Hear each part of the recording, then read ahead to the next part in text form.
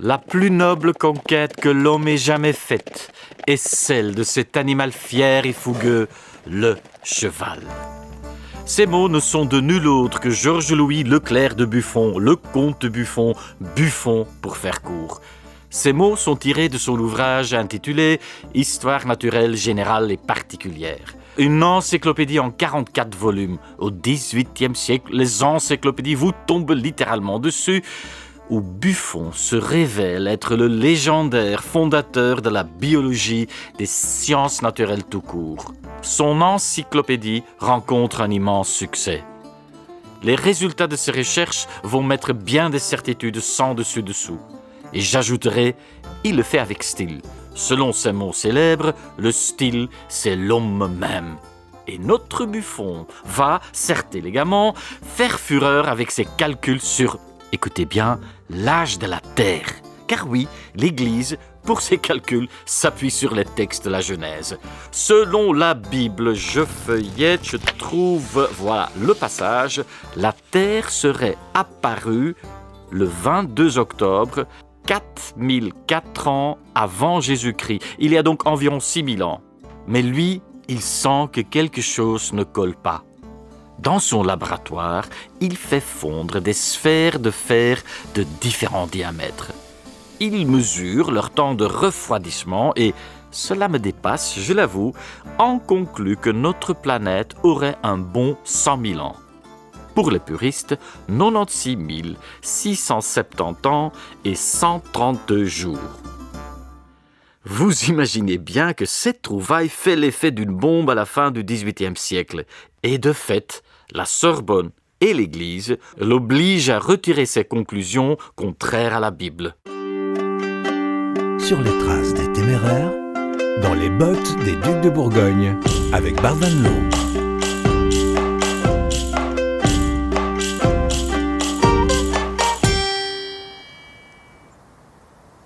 C'est très bien tout cela, mais pourquoi parler ici de la naissance de l'univers, du style c'est l'homme et de l'encyclopédie de Buffon?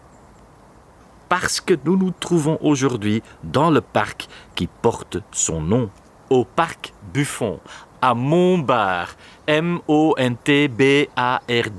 dans le nord de la Bourgogne, à environ 70 km de Dijon.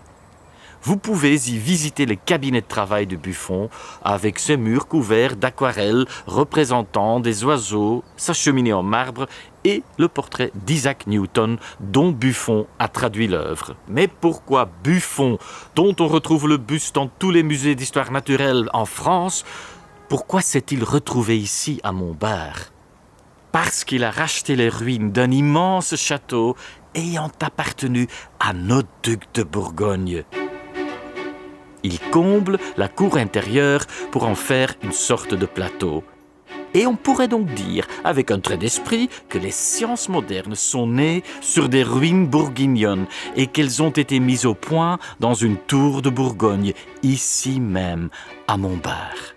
Montbard, où nous sommes donc. Montbard qui était une halte idéale pour nos ducs de Bourgogne qui faisaient si souvent la navette entre Dijon et la Flandre. Le centre historique de Montbard se trouve sur une colline. Et bar vient du vieux latin qui signifie mont. Nous sommes ici à Montbard, autrement dit à Montmont. Et au sommet de Montmont se dressait autrefois le fort des comtes de Montbard qui, en 1189, ont cédé tout le domaine aux ducs de Bourgogne de l'époque. Ils l'ont échangé pour le château d'Époisses, pas très loin d'ici, Époisses d'où provient à mes yeux l'un des meilleurs fromages de France, fromage lui aussi donc originaire de Bourgogne. L'Époisse, jamais je ne m'en lasse. Allez hop, on va l'octroyer ce slogan.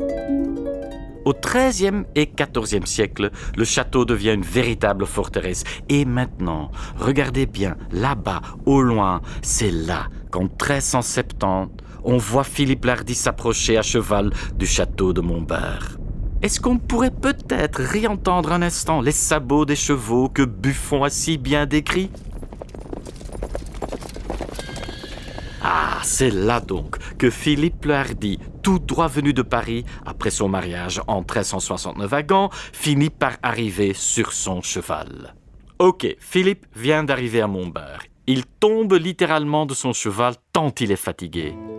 En retraçant les itinéraires de nos ducs, je me suis souvent demandé combien d'heures, de jours, de semaines, de mois, d'années de leur vie n'ont-ils pas passé sur leurs chevaux. Le froid, le vent, les privations, la diarrhée. N'oublions pas les hémorroïdes, inévitables fléaux des cavaliers de l'époque. Les maux de dents et encore ce vent, cette pluie, mais aussi le soleil, les paysages, les côtes, les panoramas. Toute cette éternité vécue à cheval. On sait, d'après les recherches, qu'au XIVe et XVe siècle, un voyageur aguerri pouvait parcourir à cheval entre 30 et 50 km par jour. Notre Philippe Lardy fait encore mieux. 60 km par jour, il pousse parfois une pointe jusqu'à 65. Une performance d'autant plus impressionnante qu'il voyage le plus souvent escorté de chevaliers et d'écuyers qui doivent avancer en peloton discipliné sur les routes de campagne. Bref, à la fin du XIVe siècle, Philippe est le plus invétéré voyageur de son temps. Et son mariage avec notre Marguerite de Malle, la future comtesse de Flandre, n'y est pas pour rien, bien sûr. Il faisait déjà la navette entre Dijon et Paris, et voilà que son carnet de route s'allonge. Maintenant, il doit ajouter Lille, Courtrai, Ypres, Bruges, Gand et parfois Bruxelles.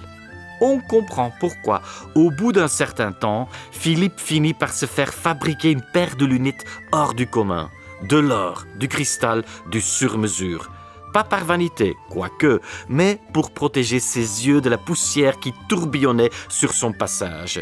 Et voilà qu'il enchaîne les allers-retours entre la Flandre et la Bourgogne, lancé à toute allure, silhouette brillante à l'horizon. Un vrai chevalier bourguignon version futuriste.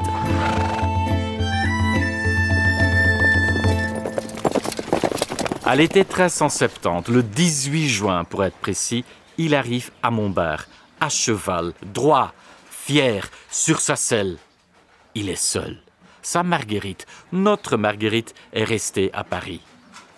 Philippe adore chevaucher. Je me demande quel type de cheval il pouvait bien monter. Difficile à dire. À l'époque, on ne parle pas encore vraiment de race. On classait plutôt les chevaux selon leur morphologie, leur robe, la longueur de leur crinière et de leur queue, mais surtout selon leur robustesse. Cela vous surprendra peut-être, mais de récentes recherches montrent que ces chevaux ne sont alors pas beaucoup plus grands qu'un grand poney. Les chevaux de guerre mesuraient 1,47 m. Allez, disons, un petit 1,50 m.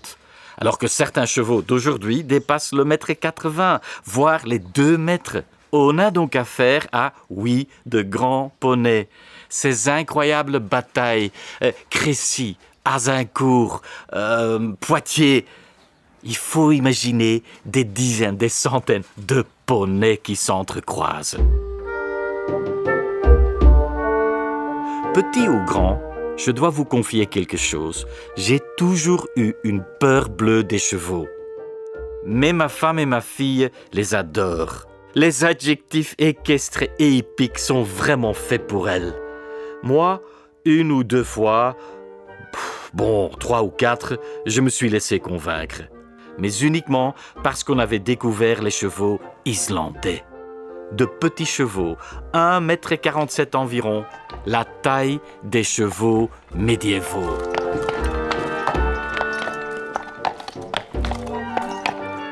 Là, je rentre de Normandie. Normandie où littéralement j'ai traversé à cheval les champs et les bois du pays de Madame Bovary. Je me suis dit, et si pour une fois, je pouvais ressentir ce que mes ducs ressentaient? Me prendre pour Philippe Lardy, juste un instant seulement.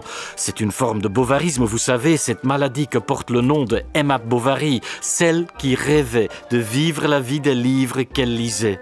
Sauf que là, moi, je ne voulais pas vivre comme dans un roman, je voulais vivre comme dans la réalité décrite par les chroniques anciennes, à cheval, à travers champs, dans les bois, juché sur 2 petits chevaux, comme Philippe le Hardy.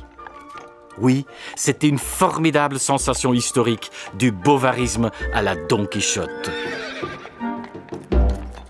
Bien sûr, Notre Philippe, lui, n'a pas d'Islandais.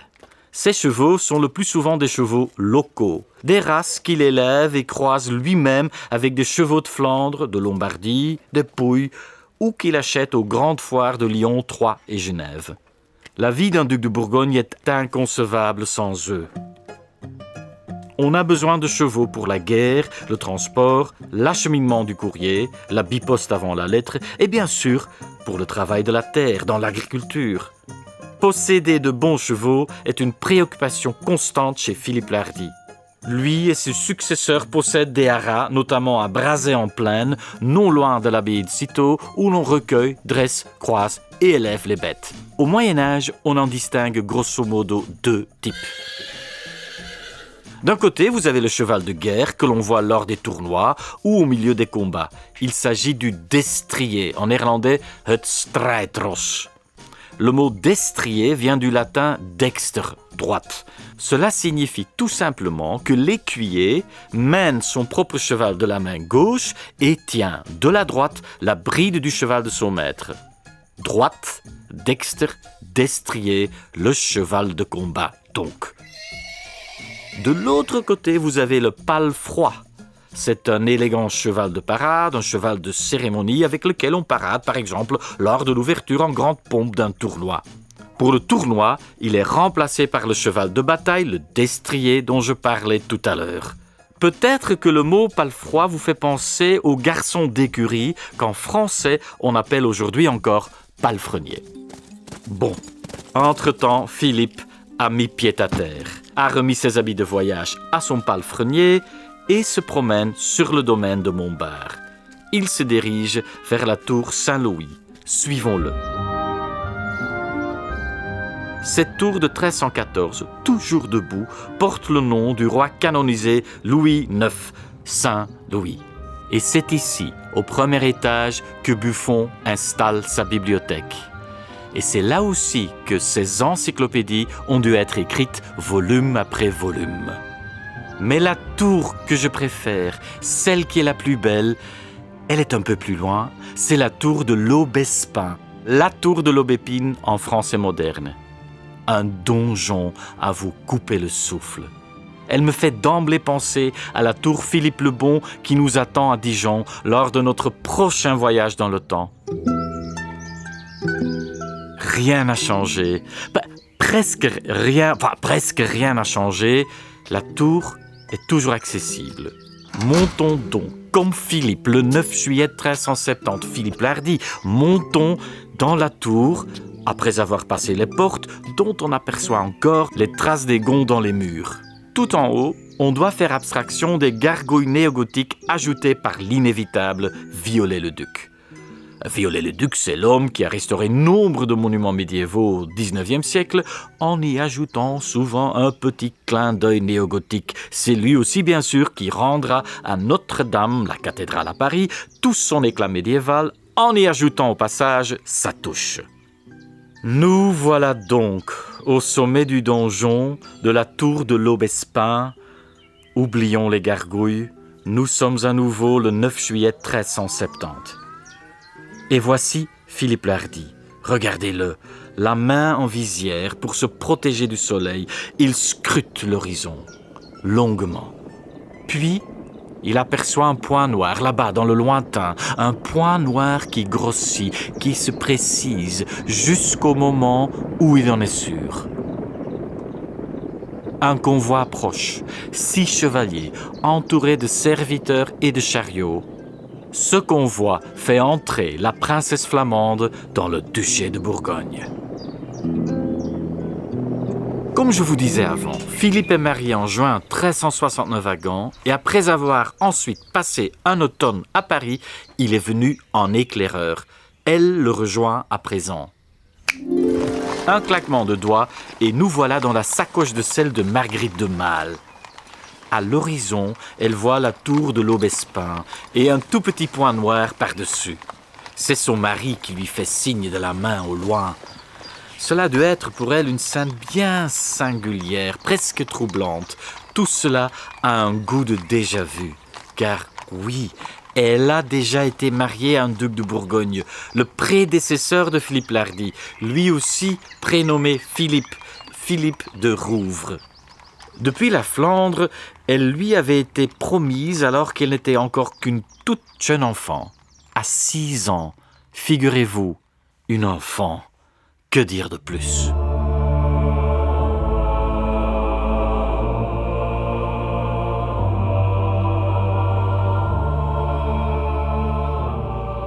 Eh bien, que c'était tout simplement monnaie courante dans les politiques matrimoniales de l'époque. Mais ce n'est qu'à 10 ans qu'elle peut vraiment s'installer avec Philippe de Rouvres. Mais pas pour longtemps, car son jeune mari est fauché par la peste. Il a 15 ans. Elle en a 11. La voilà veuve, à 11 ans. Marguerite de Malle échappe de justesse à la peste. Elle quitte la Bourgogne, elle revient en Flandre, où 8 ans plus tard, elle se remariera avec encore un duc de Bourgogne, avec, et oui, le successeur de Philippe de Rouvres, un autre Philippe, notre Philippe l'Hardi. À son arrivée, ici à Montbard, en 1370, elle a très certainement dû revivre le film tragique qui s'est joué quelques années auparavant. Elle a dû à nouveau revivre l'instant où le jeune prince lui a échappé, fauché par la mort, emporté par la peste. Adolescent, son premier mari, Philippe de Rouvres, avait beaucoup séjourné ici, à Montbard. On sait qu'il y était en octobre 1356, l'année où il y fut, de loin, témoin de 2 événements spectaculaires. D'abord, début octobre, il apprend que le 19 septembre 1356, la bataille de Poitiers, un des combats de la guerre de 100 ans entre les Français et les Anglais, s'est soldé par une cuisante défaite pour les Français. Même s'il est encore bien jeune, un simple vassal du roi de France, la nouvelle lui parvient. Le roi Jean le Bon a été fait prisonnier par les Anglais. Il est détenu à Londres avec son fils, un certain Philippe. On raconte que ce Philippe a sauvé son père sur le champ de bataille et qu'on le surnomme Philippe le Hardi. Rétrospectivement, il s'agit d'un moment singulier, celui où il apprend l'existence de ce Philippe le Hardi, celui qui lui succédera auprès de Marguerite. Quelques jours plus tard, toujours en 1356, un tremblement de terre secoue la Bourgogne. Un tremblement de terre dont l'épicentre se situe à Bâle, en Suisse actuelle. Le 18 octobre pour être précis, une secousse dont on a pu déterminer plus tard la magnitude. 7,1 sur l'échelle de Richter. C'est énorme. Les destructions sont considérables. Bâle est complètement dévastée. Mais la secousse se fait sentir jusqu'à l'île de la Cité à Paris. Et plus près de la Bourgogne, les ponts sur la Saône et sur le Doubs sont emportés les uns après les autres. J'ai retrouvé un document qui décrit les dégâts au palais ducal de Dijon. Les cheminées s'y sont effondrées, causant d'importants dégâts à la toiture. On a dû réparer dans les semaines suivantes, en octobre et novembre 1356. Il ne fait aucun doute que le jeune Philippe de Rouvres, alors âgé de 10 ans, a dû ressentir, ici à Montbard, les secousses venues de Bâle et qu'il a vu sa tour de l'Aubespin trembler sur ses fondations. À peine 5 ans plus tard, Philippe de Rouvres trouve la mort. 5 ans après la bataille de Poitiers, 5 ans après ce terrible tremblement de terre. Comment a-t-il pu être aussi stupide ? Il n'y a pas d'autre mot. Il reçoit des envoyés venus de Dijon. On sait pourtant que la peste rôde dans les parages et pourtant il tient à les accueillir. Il est contaminé. Il aurait pu éviter ça. À partir de là, tout va très vite. Les derniers jours de Philippe sont marqués par la fièvre, les hémorragies, les taches noires d'atroces douleurs. C'est juste horrible et on veut épargner tout cela à la jeune Marguerite. On l'éloigne dès les premiers signes de la maladie. Et Dieu merci, car sans cela, je ne serais pas ici à vous raconter tout ça. Je n'aurais pas écrit Les Téméraires et l'on n'aurait peut-être jamais rien su de cette grande épopée bourguignonne. Quant au plat pays bourguignon, il serait sans doute resté une simple chimère, peut-être jamais même imaginée. Philippe de Rouvre meurt le 21 novembre 1361. Il est inhumé à l'abbaye de Cîteaux. Marguerite est entre-temps déjà repartie en Flandre. La Flandre qui, 8 ans plus tard, décide de la remarier au nouveau duc, Philippe le Hardi, le fils de Jean le Bon, qui, pour avoir sauvé son père à Poitiers, a reçu en cadeau la Bourgogne. La Bourgogne qui lui revient grâce à la peste, grâce à la mort de Philippe de Rouvre. Peste, guerre de 100 ans, Flandre, Bourgogne. Petits et grands récits géopolitiques se rejoignent ici, au château de Montbard. Mais bon, allez, assez parlé de la mort. Remettons un peu de vie dans toute cette histoire. Nous sommes désormais face à un tout jeune couple. Marguerite de Malle vit à présent aux côtés de Philippe l'Hardi. Des enfants naissent de leur union. Enfin, des enfants doivent naître de leur union, car au Moyen-Âge, dans les hautes sphères, la procréation n'est pas une affaire privée, c'est une affaire d'État. Leur fils, Jean sans peur, est certes né à Dijon, mais ici, au château de Montbard, naissent d'autres personnages illustres. 3 ans après Jean sans peur, Marguerite de Bourgogne voit le jour ici à Montbard. Encore une Marguerite, me direz-vous, je n'y peux rien, encore une Marguerite, mais celle-ci est la future mère de Jacqueline de Bavière, Jacoba van Beyer, et ce n'est pas rien. Jacqueline de Bavière est sans conteste l'une des figures féminines les plus légendaires de notre histoire nationale. Les lecteurs, auditeurs et spectateurs des Téméraires s'en souviennent sans doute, et dans quelques épisodes, on la rencontrera à nouveau à Mons lors de notre voyage sur les traces de nos Téméraires. Et donc, la maman de Jacqueline de Bavière, bébé Marguerite, est baptisée à l'église Saint-Urse, qui est toujours là. D'ailleurs, je la vois d'ici. Vous pouvez encore vous rendre dans le chœur, à l'endroit même où l'eau baptismale a été versée sur son front. Enfin, je pense qu'à l'époque, on plongeait tout simplement les bébés, la tête la première, dans la cuve baptismale. 4 ans plus tard, une autre fille naît ici. Catherine de Bourgogne, qui sera mariée à l'âge de 15 ans à Léopold IV de Habsbourg. C'est un mariage dont ne naîtra aucun enfant et sur lequel il n'y a dès lors pas grand-chose de plus à dire. Mais c'est la première fois que la Bourgogne tourne son regard vers les Habsbourg. Un élan qui, 3 générations plus tard, se concrétisera quand Marie de Bourgogne épousera Maximilien d'Autriche, un véritable Habsbourg. Et oui, ici à Montbard, en regardant par le trou de la serrure du futur, on voit poindre à l'horizon l'époque habsbourgeoise. Mais restons encore un peu à la fin du XIVe siècle. Là-haut, sur la belle tour de l'Aubespin, où se tient maintenant une petite famille.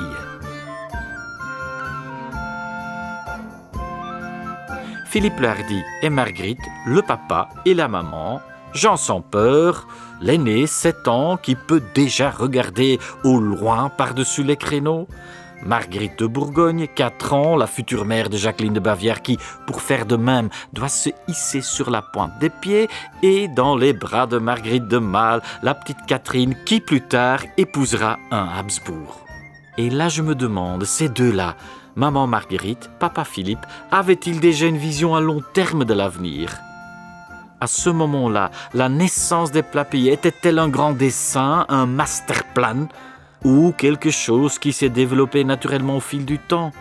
Il ne faut pas se leurrer, c'est très probablement le second cas de figure. Il est peu probable que Philippe ait planifié tout ça.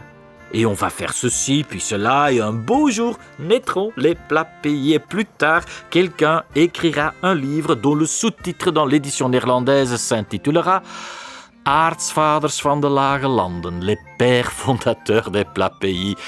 Ah, ce serait trop romantique. Ce qui, en revanche, est certain, c'est que les Plapillet se sont peu à peu organiquement fondus en un ensemble bourguignon. Je crois qu'il faut être honnête. En montant dans le donjon, il n'avait guère d'autre but que de contempler les contreforts de la petite ville de Montbard blottie dans la vallée. Quoi qu'il en soit, à chaque fois que j'y monte, j'en profite pour savourer la vue sur les collines. Et tout près, le long des remparts, en bas, Un passage mène de l'autre côté de la muraille. Plus loin à droite, une porte dans le mur donne sur l'ancien cellier. Une réserve de vin dans la cave aux voûtes imposantes qui indique combien ce château a dû être impressionnant. Malheureusement du château, il ne reste en gros que les 2 tours, ce cellier et un parc créé par Buffon. Mais ici, on peut encore ressentir la grandeur passée. En longeant les remparts, je remarque, encastré dans la muraille, un fragment de sarcophage mérovingien. Du recyclage avant l'heure. Il est là depuis des siècles, des siècles et des siècles. Peut-être même que Marguerite de Malle et Philippe le Hardy ont croisé ce demi-cercueil. Après tout, c'est tout à fait possible. Et maintenant, au revoir Montbard. Nous nous apprêtons à parcourir 75 km vers le sud-est, en direction de Dijon. Allons retrouver ces chevaux si fidèlement décrits par Buffon et si fougueusement montés par le Hardy. À vos sangles, en selle, et partons, we zijn vertrokken. Sur les traces des téméraires, le tour de la Grande Bourgogne. Un podcast La Première, adapté du livre de Bart Van Loo, publié aux éditions Flammarion. Écriture et présentation Bart Van Loo. Réalisation sonore Guillaume Desmet. Production Zoé Boss. Traduction du néerlandais vers le français Catherine Desmet. À découvrir quand vous voulez sur Ovio.